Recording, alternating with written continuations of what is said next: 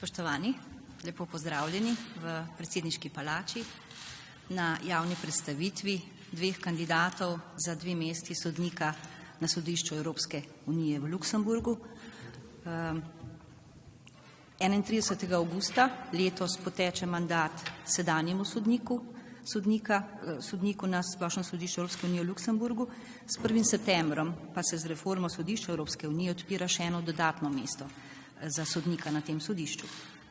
Ministrstvo za pravosodje je tako predsednika republike že v lanskem letu obvestilo, da se je na razpis za 2 mesti kandidatk in kandidatov za sodnico ali sodnika na Splošnem sodišču v Luksemburgu prijavilo 10 kandidatov, in sicer Andrej Auersperger Matič, izredni profesor dr. Anže Erbežnik, magister Marjana Grašič, profesor dr. Marko Pavliha, izredni profesor dr. Klemen Podobnik, Miro Prek, magister Saša Sever, magister Primož Vehar, profesor Jure Vidmar in dr. Renata Zagradišnik.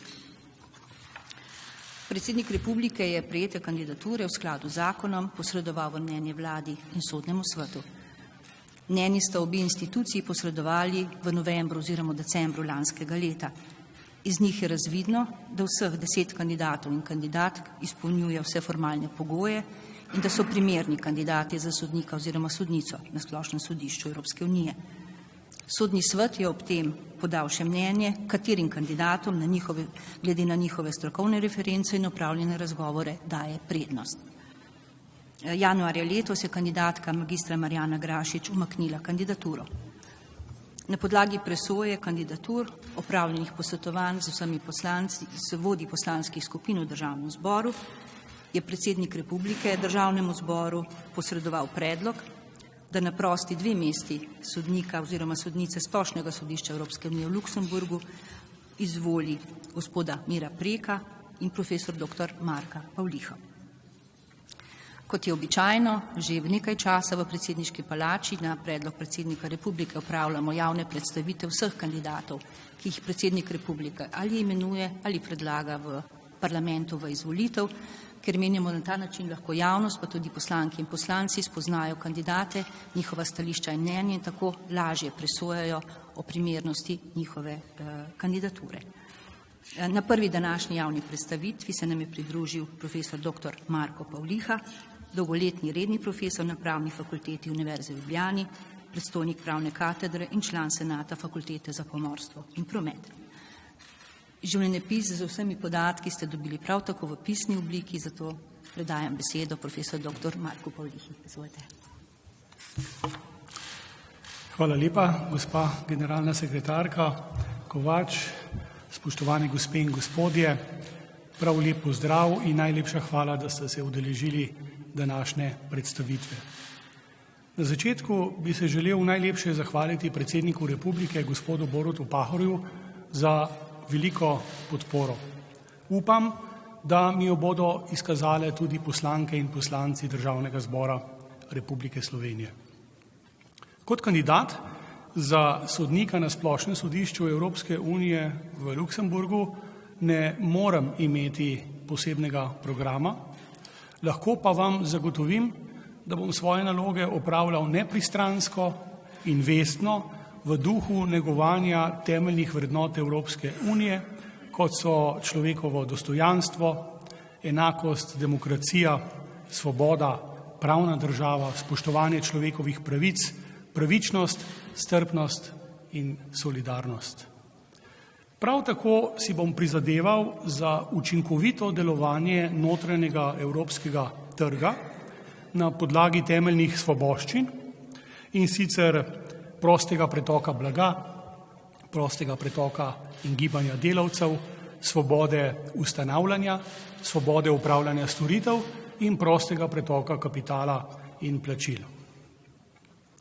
Tako kot predsednik države sem tudi sam velik zagovornik evropskega sodelovanja in povezovanja vseh držav članic.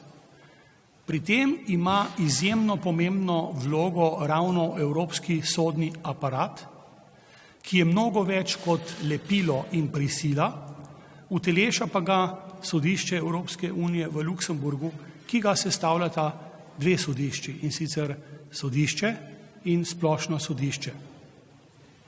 Sodišče Evropske unije je iz leta v leto bolj zaposleno in tudi bolj učinkovito.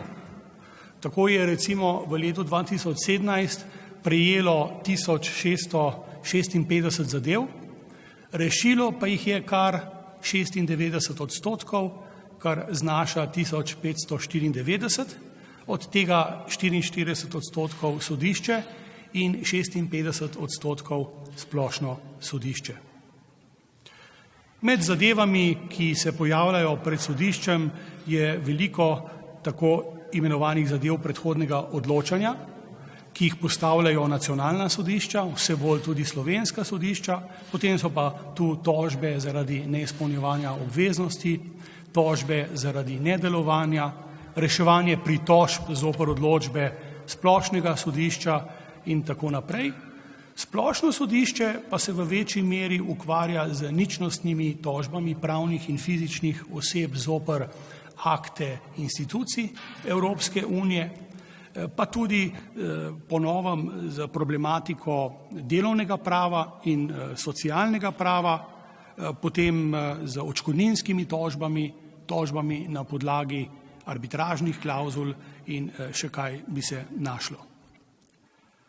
Po sodni reformi, ki je sleherni državi članici prinesla eno sodniško mesto na splošnem sodišču, sem se na podlagi vzpodbud nekaterih uglednih domačih in tujih pravnikov odločil, da kandidiram, zato da aktivno prispevam k razvoju Evropske unije, od katerega je odvisna tudi dobrobit naše domovine. Pred poldrugim mesecem sem dopolnil 56 let, kar so bila že po Platonu idealna leta za najodgovornejše funkcije v državi in tudi onkraj, zato se res veselim novega izziva. Spoštovani, dovolite mi, da navdahnjen z evropsko zastavo v 12 potezah orišem razloge, zakaj menim, da sem primeren za evropskega sodnika, pri čemer bom poskušal najti kompromis med dvema slovenskima pregovoroma. Namreč prvi je ta, da se dobro blago samo hvali, drugi pa ta, da se lastna hvala pod mizo valja. Pa vendarle. Prvič, izpolnjujem pogoje tako za vrhovnega kot tudi ustavnega sodnika po slovenski zakonodaji, kar preprosto povedano pomeni, da sem redni univerzitetni profesor in da imam opravljen pravniški izpit oziroma pravosodni izpit, kot smo mu včasih rekli. Drugič, doktoriral sem na prestižni kanadski univerzi McGill v Montrealu v dvojezičnem okolju, zato aktivno obvladam angleški in francoski jezik in sem vrsto let opravljal tudi naloge sodnega tolmača za oba jezika. Tretjič, poleg službovanja na univerzi sem si pridobil dobrih 10 let vodstvenih izkušenj v gospodarstvu, tudi 2 leti v odvetniški pisarni v Montrealu, ob delu pa sem se dodatno izpopolnjeval v Münchnu, Parizu, Londonu in tudi v Luksemburgu.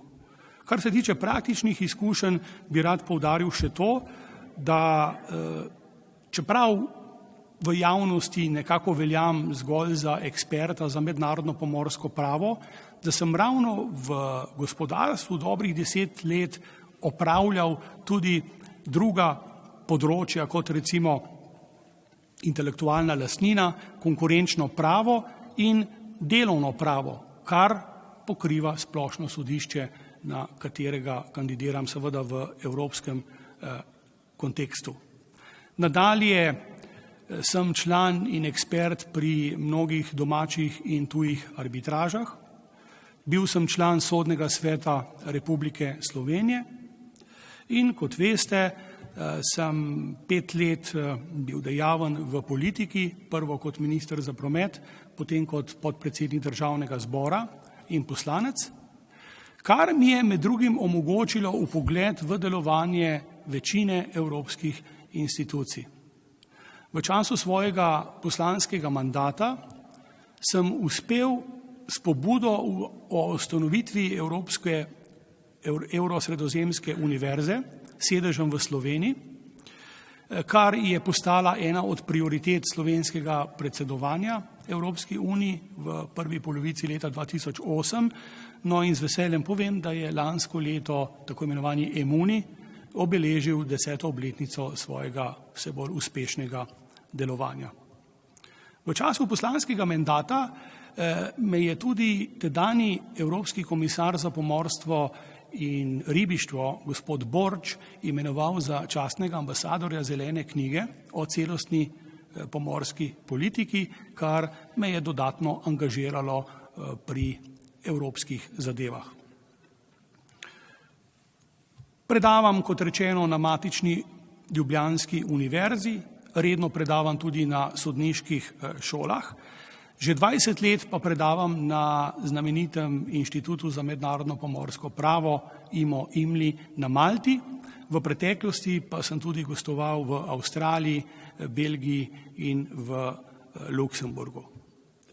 Sem avtor in soavtor 39 knjig in na stotine znanstvenih, strokovnih, poljudnih člankov, tudi esejev, v katerih se pogosto lotevam tudi evropske problematike, človekovih pravic in svetovnega etosa.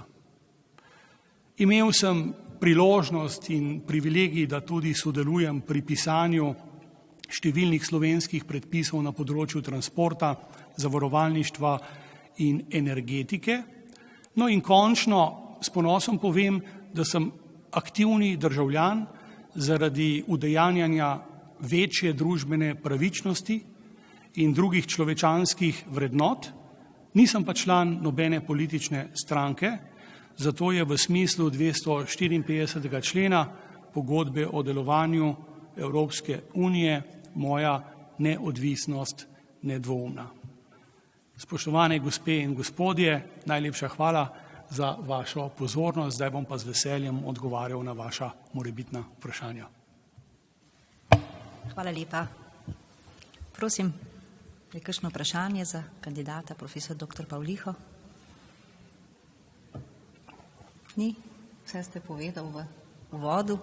Potem mi pa dovolite samo en stavek, glede na novice, ki se v zadnjih 15 urah širijo glede mojega kolega Mira Preka.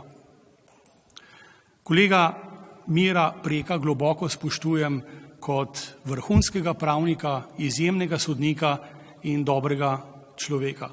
Zato mu popolnoma zaupam in mu verjamem. Hvala. Hvala lepa. Hvala lepa vsem za udeležbo in se vidimo na naslednji javni predstavitvi ob 11:15.